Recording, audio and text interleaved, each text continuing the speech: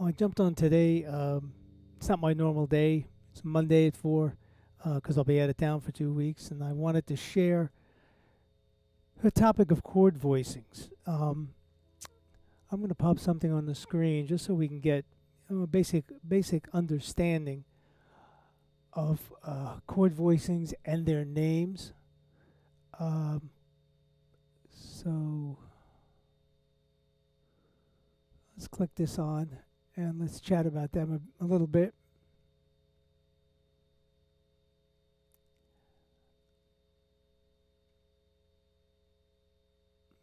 If you look on top here, hey Clive, how are you, buddy? Good to see you. We'll be chatting about chord voicing. So I'm just starting. There's a page. I just want to, make an understanding of the terminology for chord voicings.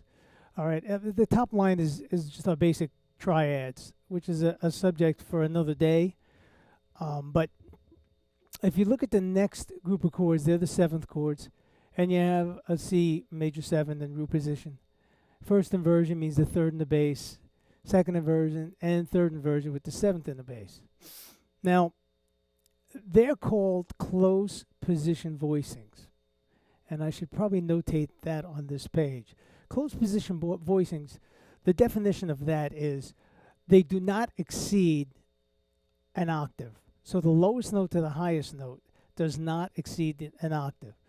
And we'll talk more about that in a little bit when I do a demonstration about some chord voicings.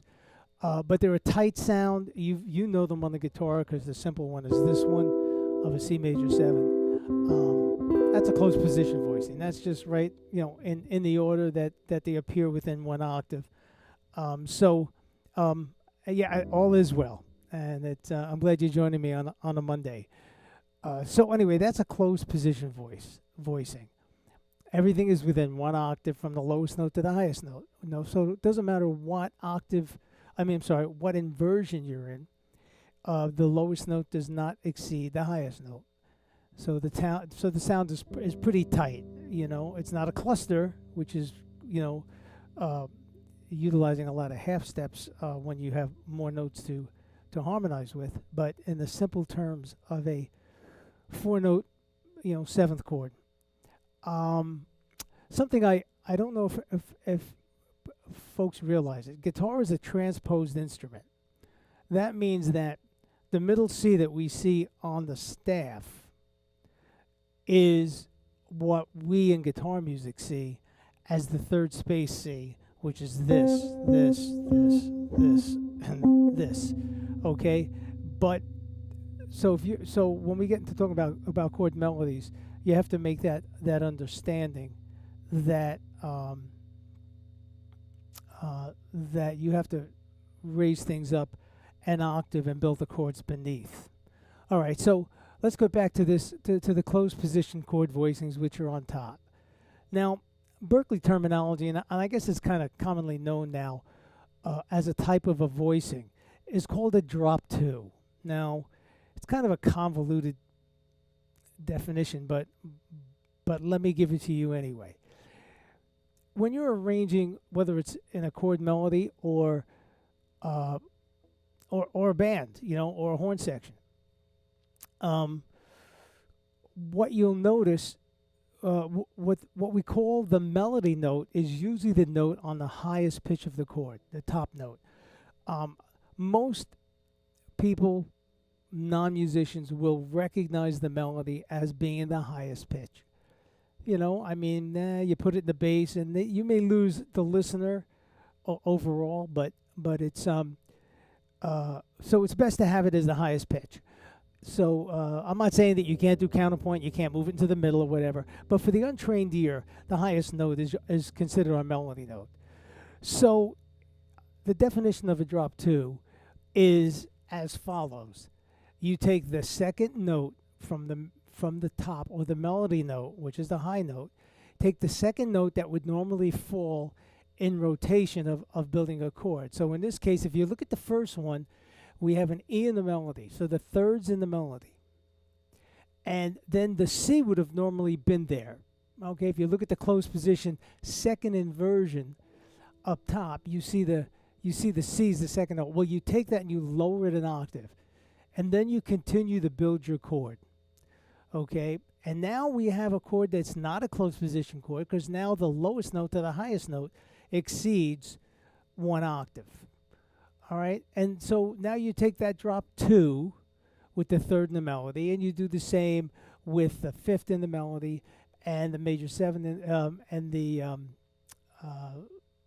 third, the fifth, the seventh in the melody, and you go through your inversions. Now, the next one is called the drop three. So just as a drop two, you do the same thing, but now you take the third note down. So let's see the first example. We have a G on top of a C major 7 chord. That's our melody note. The next note down is E. We place that in. The next note down would have been a C, and we lower it an octave. Now what we have is we have a wider span of sound. So we started with a tight sound, all in order. Then we went to something a little wider, and then something even wider. Because now look at the space, okay, between our bass note and the next tone is a major 7th. Okay, so we're really expanding the overall range of the chord. Now, I chose these first ones in each of these orders because they're the most user-friendly chord voicings that we all know. I'm assuming we all know. But if you don't, I'm going to show you what would happen if I were to start out with a closed position chord voicing. Okay, now they're very usable. They have their application. You're not going to be using the closed position chord voicing when the band is kicking butt and the tempos are ridiculous. Now you might use them when you're playing behind a singer, and you want that nice Celestian harp type sound. But let's just take a look at a C major 7 root position, 4-way close. That's everybody's favorite major 7 chord. Color My World. Okay, now when I start to create other chords here by understanding our formulas, okay, which I will put on the screen as well.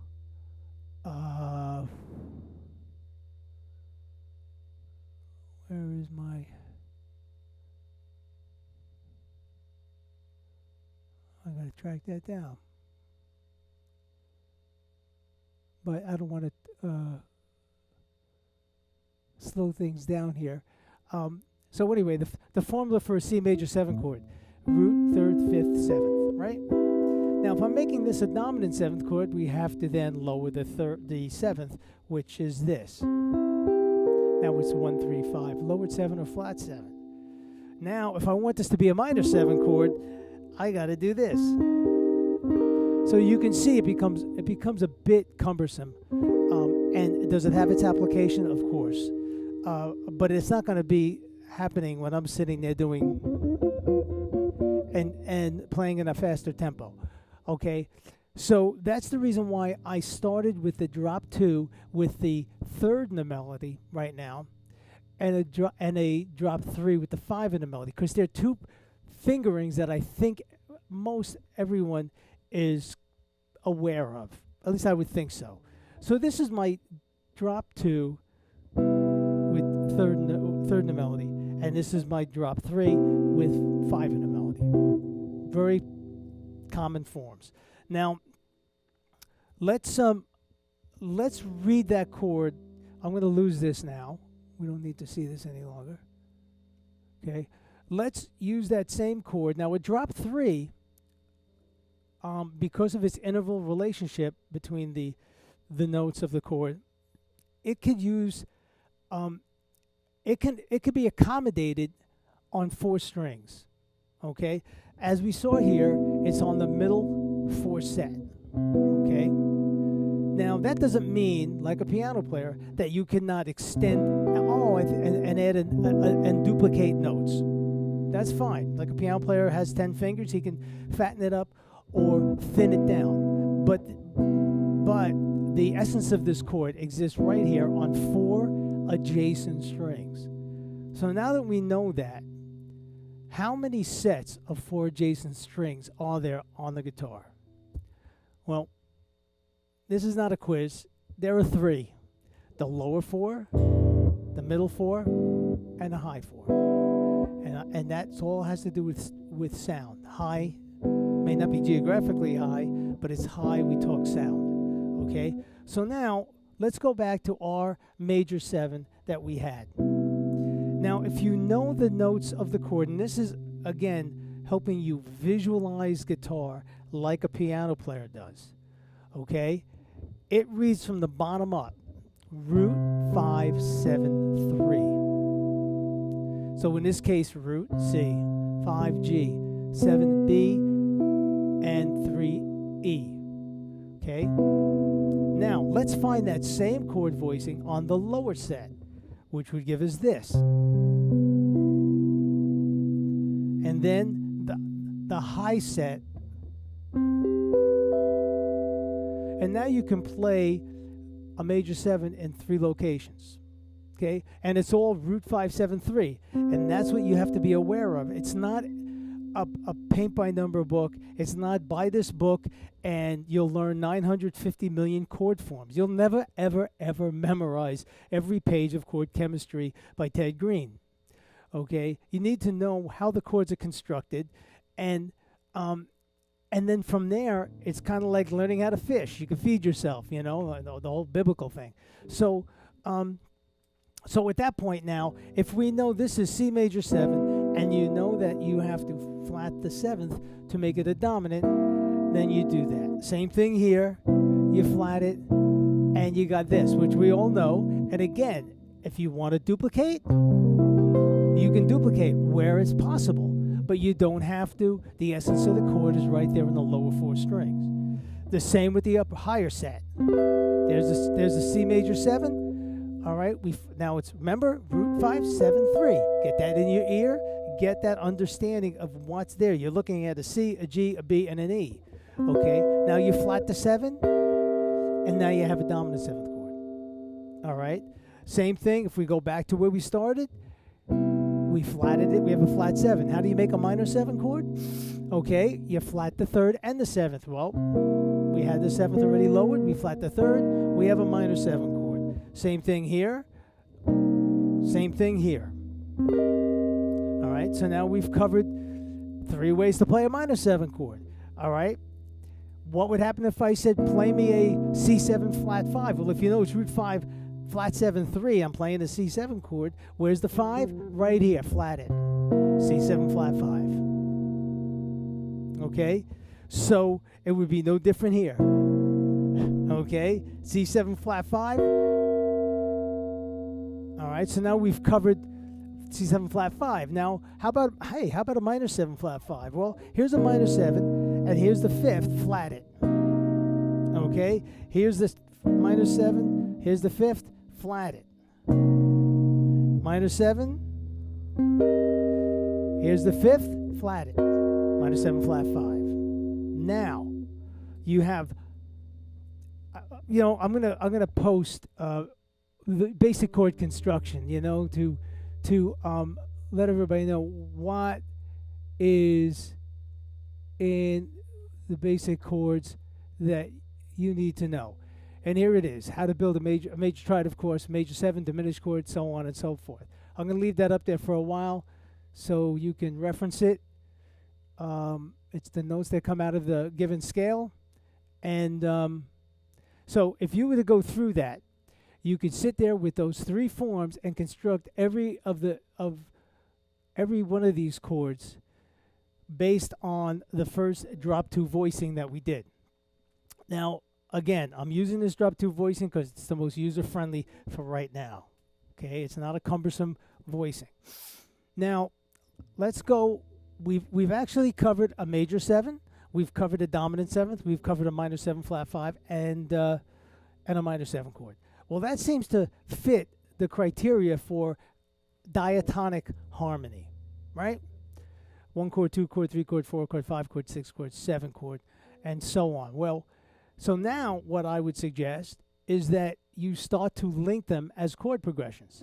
So let's just take the key of C, okay, and let's ascend and descend, only staying on those 4 adjacent strings, and go through a diatonic system. So we have our 1 chord, C major 7, 2 chord, 3 chord, which are all minor 7 chords, 4 chord, major 7, 5 chord, dominant, 6 chord, minor 7, 7 chord, B minor 7 flat 5, back. Okay? Now, what's the lowest fingered note on the 6th string? It would be an F. That would be the root of our 4 chord in the key of C. So now we have 4, F major 7, 5, G7, A minor 7, B minor 7 flat 5, C major 7, there's our 1 chord, D minor 7, E minor 7, back to F major 7, our 4 chord. Now, that's covering the lower set. We started in the middle set, went to the lower set. Now, we're going to jump and do the higher set.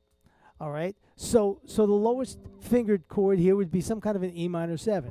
Or we could do with D minor 7.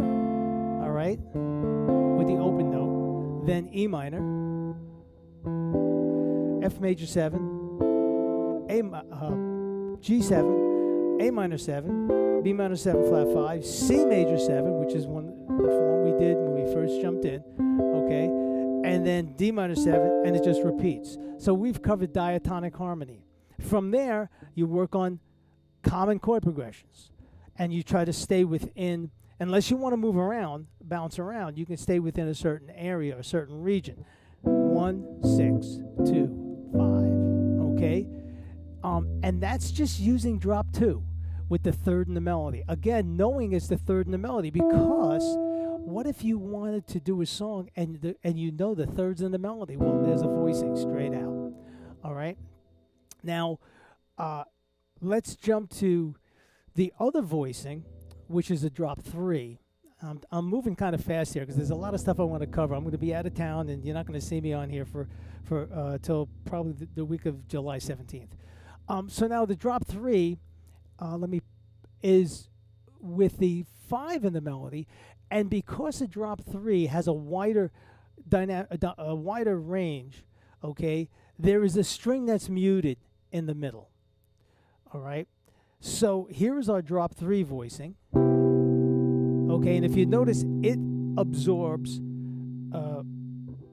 5 strings. So you only have two opportunities here for those voicings in that configuration, because you have C, this is muted, then you have the 7th, the 3rd, and the 5th. Again, knowing what they are. You don't have to be a reader. a great music reader to figure this out. But you do need to know what those chord tones are and not look at it as just a picture book. Okay, I put my fingers here, and because Russ drew it out and said this is a major 7 chord. You need to know the elements of what they are.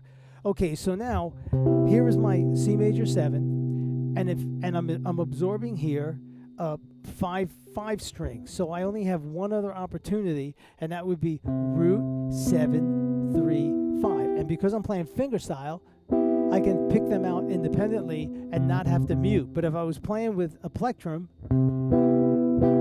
then I'd have to mute that one note. Okay? Now you run through the same procedure. All right? So you got major 7, flat the 7, you got dominant 7. All right? If you flat the 3rd and the 7th, you have minor 7. If you flat the 5, you have minor 7, flat 5. Okay? Same occurs here. Major 7. All right? Dominant 7. Minor 7. Minor 7, flat 5. And that covers those. So now, for all intents and purposes, you can play 5 fingerings and 5 different five configurations. 3 of the same configuration, just in different areas of chords. Any major, any minor, any minor 7 flat 5, any dominant 7 flat 5, dominant 7 sharp 5. It's common sense. There's the dominant 7th chord. Here's the 5th sharpet. All right. Again, these are only 2 voicings. We haven't discussed going through the whole realm of every inversion of these chords. I chose these 2 because they are the most user-friendly. It's not brain surgery. You see them used all the time. You've used them yourself. But if you haven't dove in deeper to what's under every finger, you should. It's important. It's important not only, it's just, you don't want to play by rote. You want to see this instrument in its entirety and every sound every sound and its location and how it relates to a chord. Okay, so just briefly, we covered 4-way close and what that is. We covered drop 2s with the 3rd in the melody. The melody note is the higher note, so people can distinguish it as the melody. And we discussed a version or a voicing of a drop 3. Again, you can take them through all of their inversions, and you'll get all of them. Now, I found myself extracting one note of these chords. And my reason being, I wanted to comp in a little bit more of a pianistic manner. So I started taking the 5th. Remember we said the drop 3 with the 3rd in the melody was root 5 7 3. I took the 5 out. So now what was this is now this. That note's out. When it came to the minor chord, it was this. I took this note out. So I had a little bit more space between my low note and the balance of my chord. And I kept the essence of the chord. And for the most part, the essence of the chord is the 3rd and the 7th. They tell you if the chord's major or minor, and if it's a major 7 or a dominant 7. And that doesn't mean the other notes are not valued. It's just that, they're the guide tone lines if you want to go back to things that we discussed, early on in my jumping on live here. So, what does that do? Well, now I have...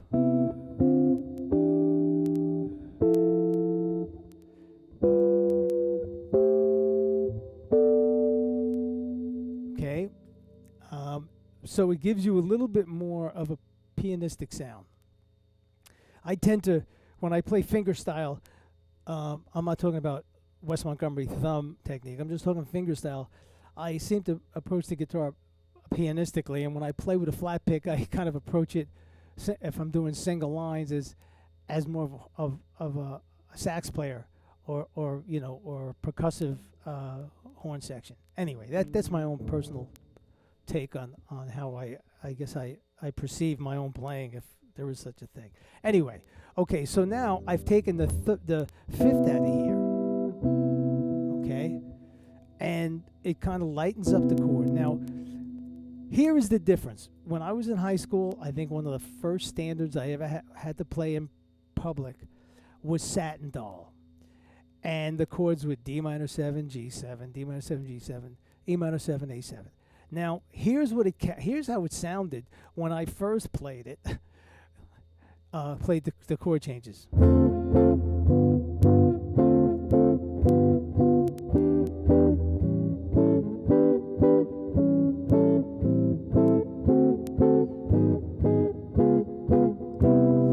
Very clunky to me.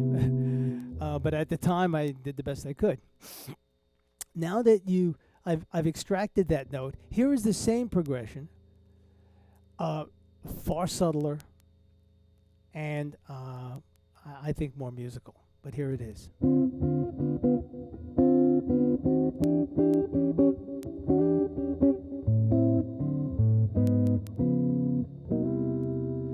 Okay, and if you notice, when I played D minor 7, which was this, okay, I just moved one note. Here's what it is from the bottom up. It's the root, the flat 7, and the flat 3. This finger's doing nothing right now. I just moved the guide tone line, which is the C, down the B. I kept the D because I voice led it very pianistically. And what does that D do? It functions as the root here and the fifth of G7. You don't need to hear when I go, all right?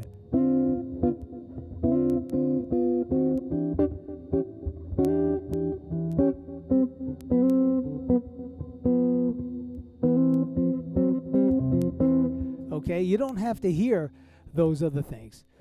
Now, I think I showed this demonstration quite a ways back.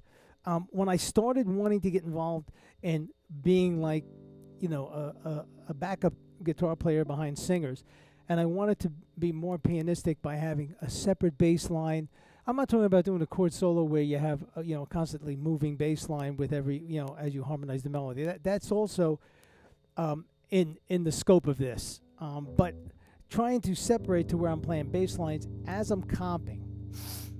I noticed that if I only do this and I make it a light, just I have the major 7 and the 3rd, and here's the root. Well, guitar is tuned very conveniently. If the root's here, here's the 5th. So if it's a bossa, there's root 5-1, right? Root 5th, root 5th. All right. And if you're doing with a 2-5 progression, so let's just say we're going E minor 7, A7, you could just do this, like I just demonstrated with the with Satin Doll, or you can make the bass note move.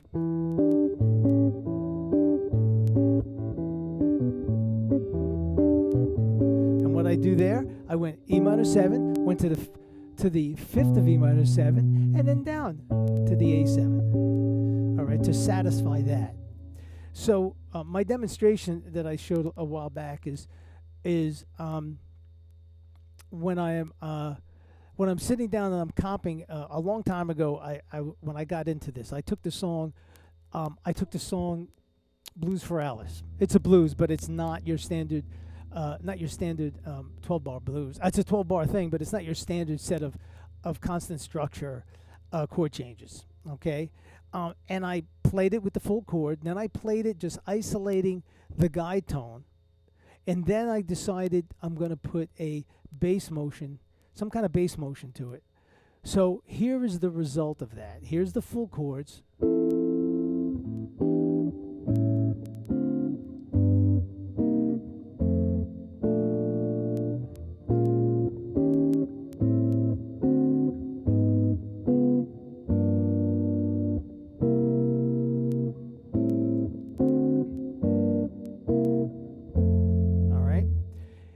is just the essence of the chord.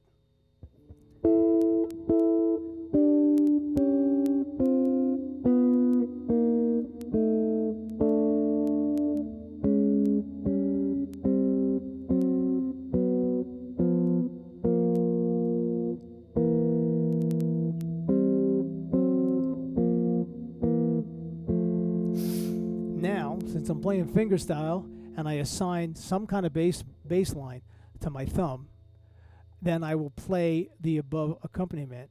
Again, I haven't introduced the melody at this point. You know, it's a bebop tune, so the melody's not there. But here's what I came up with.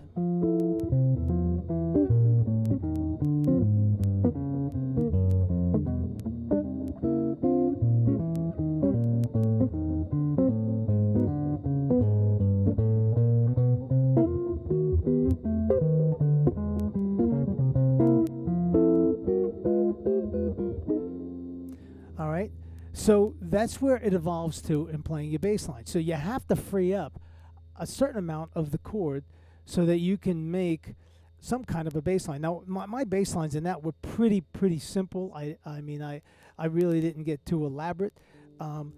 So when I had a 2-5, I just went and walked it to the 5 chord. I mean, you can go.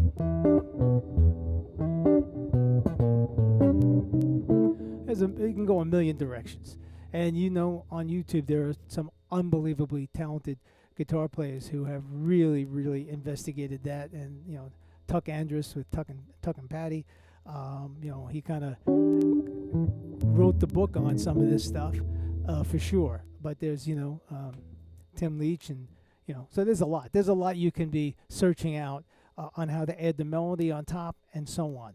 Now, my last topic is creating a chord melody.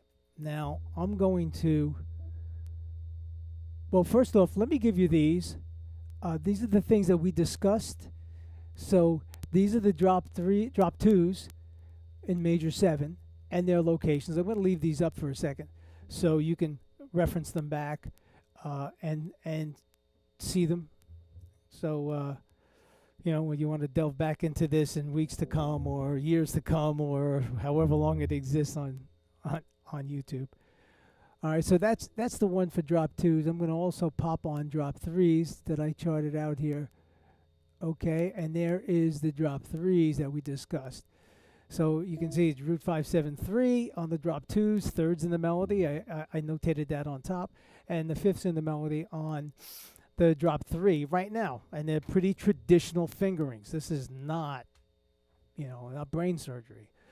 But you can make a lot. You can make a lot of music with just these, without investigating other great voicings and adding tensions and adding, you know, 9s and 11s and 13s and sharp 11s and flat 5s. I mean, it's endless. So, all right, let me click these off, and let's discuss now creating a chord melody. And I chose this tune. I've played this a zillion times. But let's just look at it. Now remember, if you're gonna create this and you're gonna want to write it out, if you're so inclined, the melody has to go up an octave. Okay, I've I would, if you do more and more reading, or you're playing through, you know, a book of, you know, the real book or the not so real book or whatever, get into a habit of reading your music up an octave, because that's where it belongs. So when I see that B flat, that first note, I don't play it where guitar music, you know, if you bought like the Mel Bay book, there. No, that's this. That's what I see. So I automatically make that flip of going up an octave. All right, that's an important thing. You know, at least, you know, we're not horn players that have to transpose because we're in B flat or whatever. We're still a concert instrument, but guitars transpose an octave higher.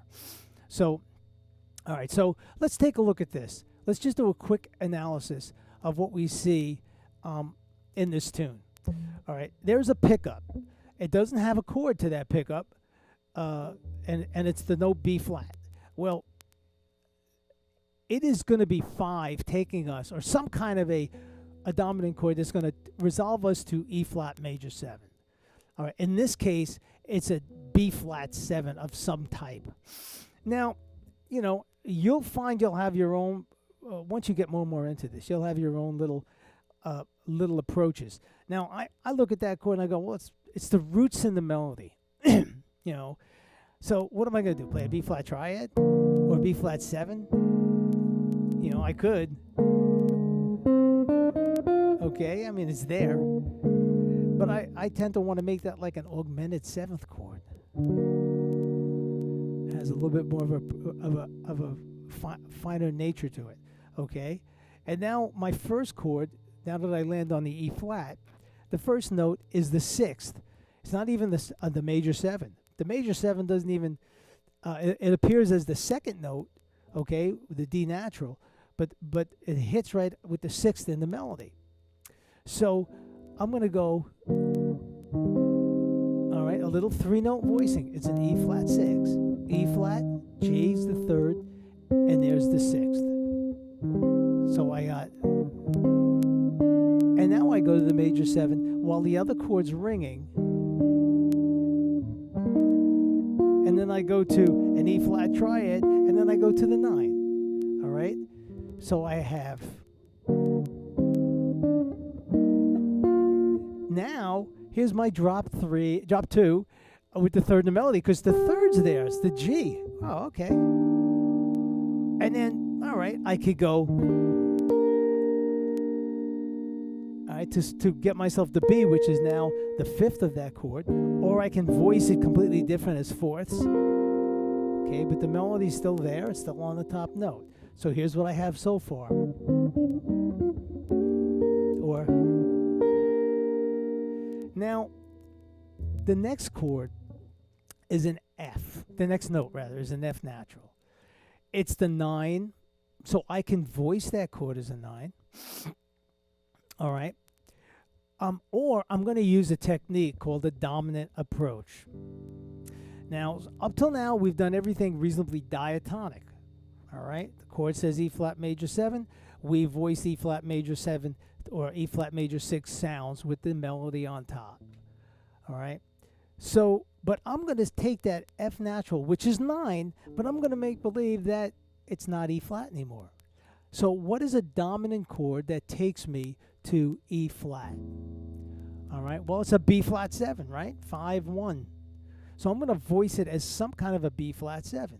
In this case, I'm going to make it a B flat 7 flat 9, which is also a diminished chord. And we discussed that last time, how dominants and diminished chords are the same animal, okay?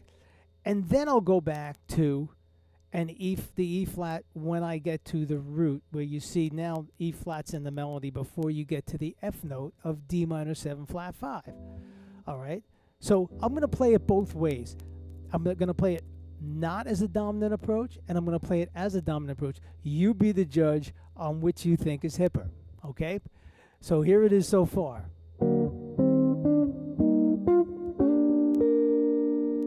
right? Here's not dominant.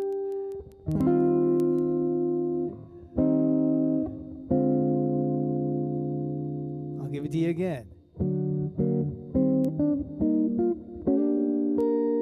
Not dominant. It's pretty. It works. Major 9. That's pretty. Or do a full voicing in 4ths, all right, or that's a C minor 7, which is the same as an E flat major 7, all right. They're partners. The minor 6 tonic sound, okay. Now here it is as a dominant. So when I hit the F, you're going to hear a dominant sound that's going to kind of pull me away and then bring me back. Just another approach. And again, if you're so inclined to write horn parts, it's the same techniques. This is just arranging techniques. All right, so here it is again, top line. I'll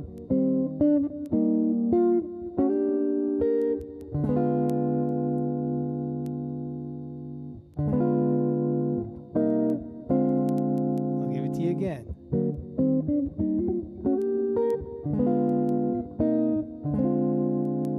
there's a different pull to it. You're hearing this. Okay? Sorry.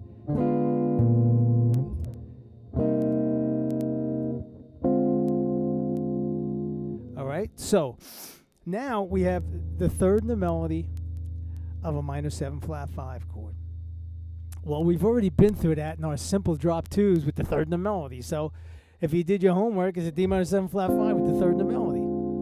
And then if you know that we just have to move one note, the C, and it will automatically voice lead to a G7, now you have that. So the whole first line is...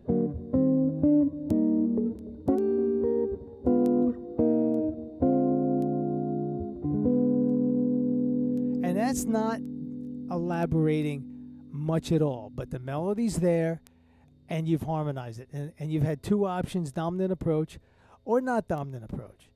Okay, now I didn't do any bass lines with it. You know, I just played it straight and voiced the chord accordingly. I put one little technique of a dominant approach when I hit the F. You could use that dominant approach. You don't have to. You can use it. You could use a diatonic approach, on which case you could play the chord that's in their diatonic system, which is a D minor 7 flat 5, which is a 7 minor 7 flat 5 chord in the key of E flat. Okay, so this is how you start to create a chord melody. So my suggestion would be you take just the first line of a song. You raise it up an octave and you try to build a chord below. You can take the voicings I showed you today, which are the two of the most basic voicings. In the background, my dog Hank is drinking water, so sorry for that interruption of a waterfall behind us. You can take those basic voicings and they'll pay a lot of dividends. All right. And that's, again, without making them simpler forms and playing bass lines with it. All right? I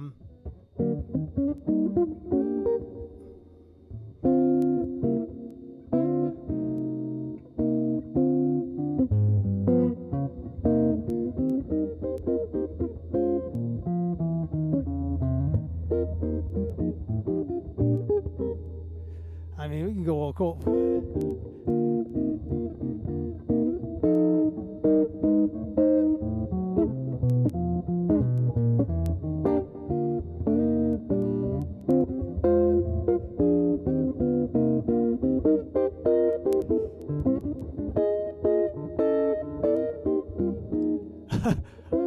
I can go crazy with this.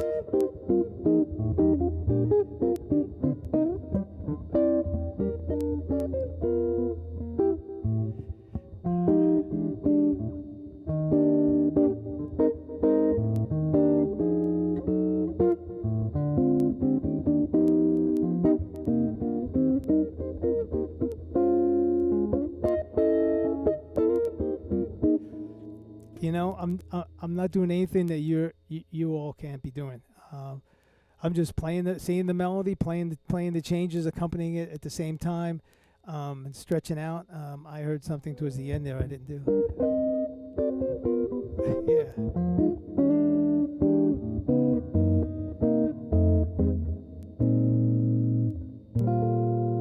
But and have fun with it. What else do I want to keep in mind here? You know, you could take a song like All the Things You Are. You could do the whole song with mostly all drop 2 third in the melody chord changes, like so.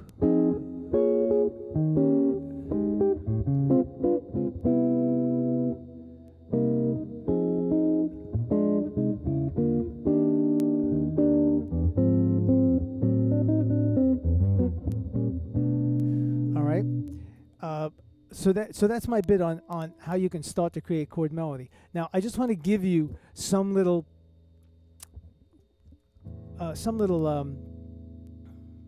food for thought. You saw me doing, and I do it quite often. I go. All right. So what did I do? I went back to my 3-note voicing. Okay, which is C minor 7. It came from here. I took away the fifth. I did this. Then I did dominant approach, which is some kind of a G7.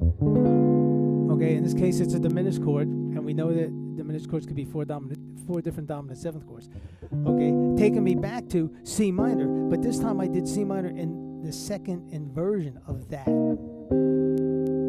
right, so here's how it went.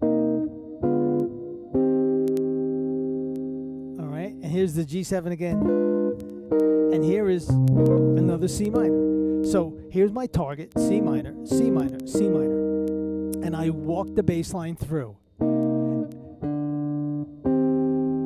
Okay, and every note was, if you notice, D is part of a G7 if I want it to be. Okay, F is part of a G7 if I want it to be. All right, or I can just voice it all as C minor.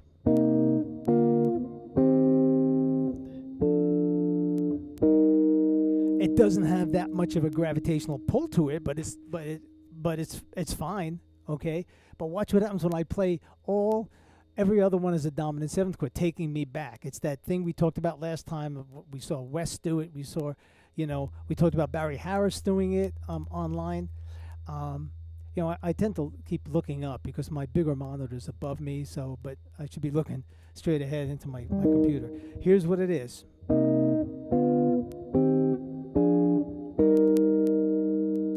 All right. So that's.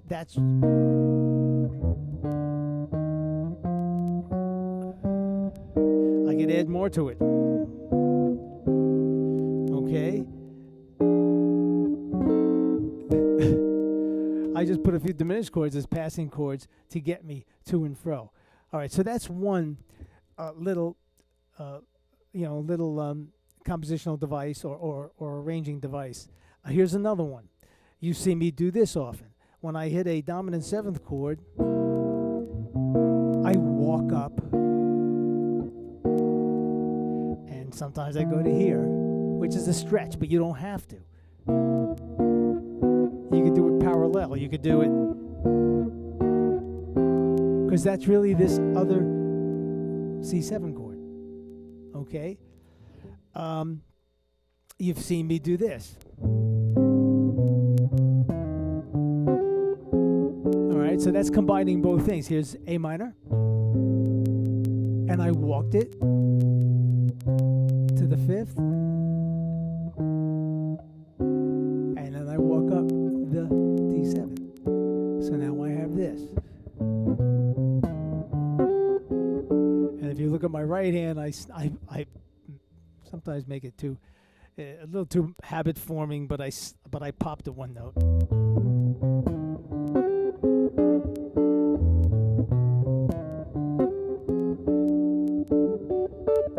And that's D7, and it's going to take me to G.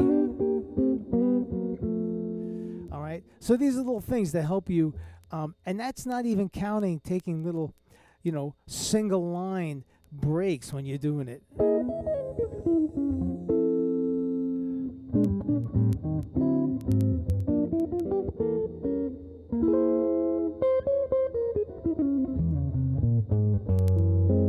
All right, I'm just filling it in. I'm filling it in because when it comes to playing solo guitar, you are, it's a lap piano. Okay, it's a lap piano. I only see Clive up there. I've seen different people popping in and out. Before I move on, or we call it a night or a day or whatever we want to call it, is there any questions about the stuff I laid out? I think I held everything up there long enough so that when you review the tape again, you can stop it and you can see my explanations and the things that I jotted down for you. Are we all good?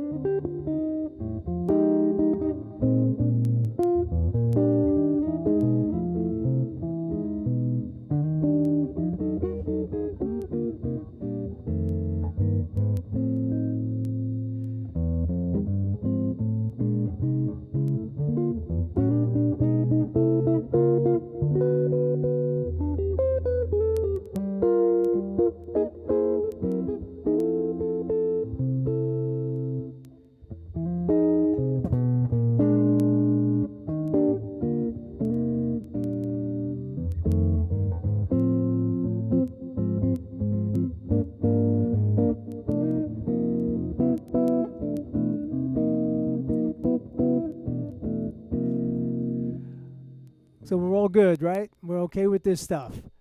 All right. You won't be seeing me on here for the next 2 weeks or so. I don't know what the topic's going to be next time. If you guys have any suggestions or any questions or stuff you want me to elaborate on,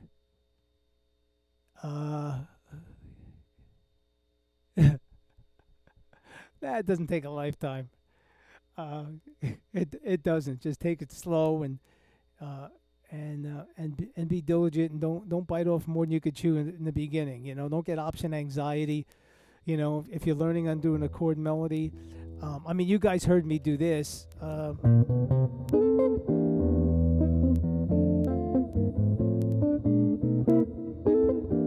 I just wanted to play the song, and I just kept trying to find out, okay, what's the bass player going to do? And I added that, and I filled it in. I did do a lot of gigs where I had to play 4 hours or more of solo guitar, and I used to challenge myself and not stop between tunes and see if I could just keep the momentum going for the whole 4 hours. Every once in a while, I'd even try to avoid a bathroom break if I could, just as a challenge. That's the athlete part of my stupidity or my thick-headed Italian skull. But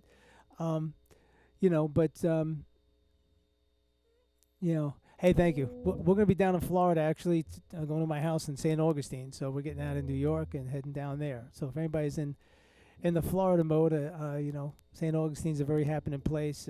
Go investigate. It's kind of like New Orleans, but with the ocean. Anyway, if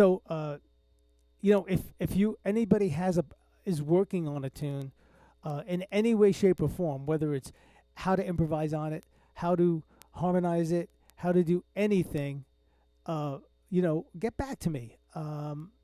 Get back to me. I'd be happy to make that part of one of my my weekly things, and we could pick it apart ourselves. And believe me, I learned just as much passing this stuff on to you all, as you may by receiving it. And also keep in mind, if you didn't get a chance to see it this past Saturday, every so many Saturdays I'm doing a guitar chat at noon. This Saturday was with my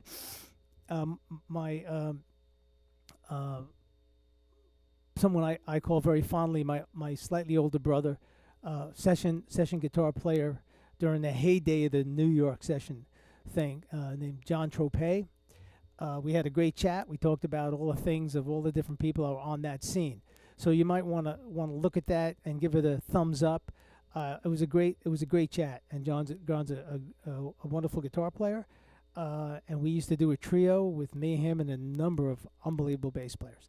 So anyway, give a thumbs up on this. If you like all this stuff, I'll be back with more. You'll see what I'll be chatting about next time. Maybe we'll go back, to the blues again and elaborate more on that. Maybe we'll go back to guide tones. Maybe we'll go back to, I don't know, right hand picking techniques and right hand fingerstyle techniques. I have some books I can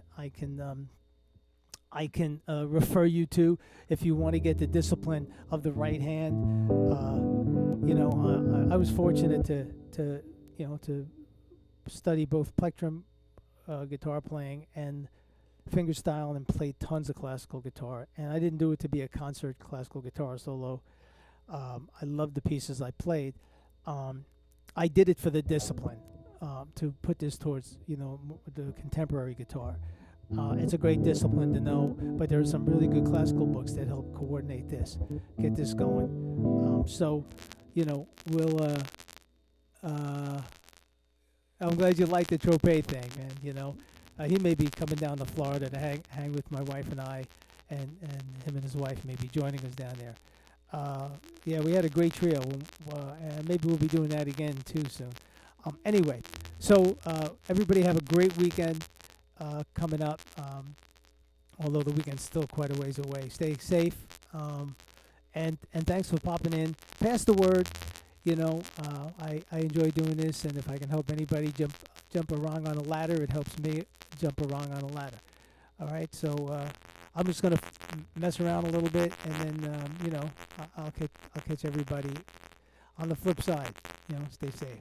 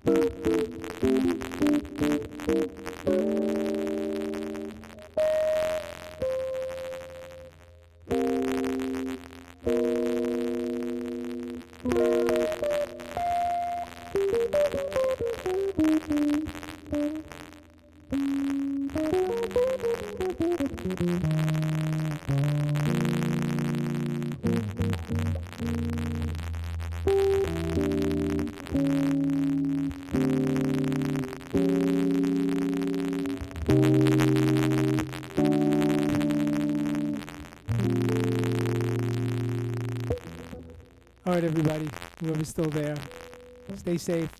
See you soon.